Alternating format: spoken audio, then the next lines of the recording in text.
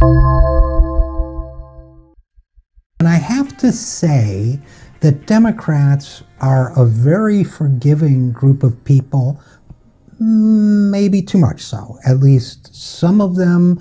It turns out that you can start an illegal war based on lies, kill 1 million people as a result of that war, try to rob Social Security and turn the money over to your Wall Street friends, and not to mention assume the office of president under false pretenses after you've lost fair and square. You can do all these things, but still earn the affection of a majority of Democrats in this country just by saying mean things about somebody they and you both happen to dislike. I am, of course, speaking about former President George W. Bush, who at his heyday had popularity ratings of, I believe, about 28% or so, and yet is now much more popular with Democrats than he was a while back with the entire population of the United States of America.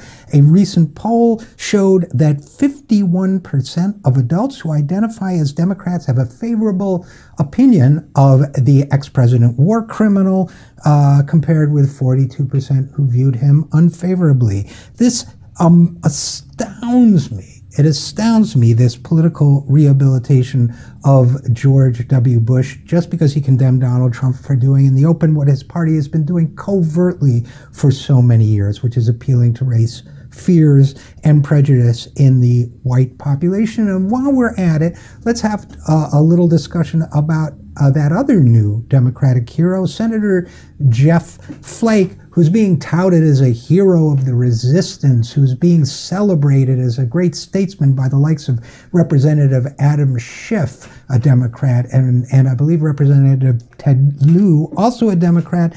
To those Democrats who are idealizing Jeff Flake, I have some bad news. Flake knew he was going to lose. His popularity ratings in his home state are in the toilet, and he personally dislikes Trump because Trump added to his pain and helped drive the nail into his political coffin. Now, Flake's new Statesman Act is designed to grease the skids for his lucrative next career, which I guarantee is coming as a political lobbyist, as a member of senior corporate boards, perhaps all of the above. That is why Jeff Flake, your hero, also voted last week to protect banks from being sued by the American people despite their history of rapacity, greed, and criminality. Is why he's always supported corporations over people. He's acting like Honest Abe, but he's always been all about the Benjamins. Now, if Jeff Flake were really a statesman, he would not have voted against Merrick Garland for the Supreme Court and illegal. Everybody's talking about Jeff Flake's civility, his decorum,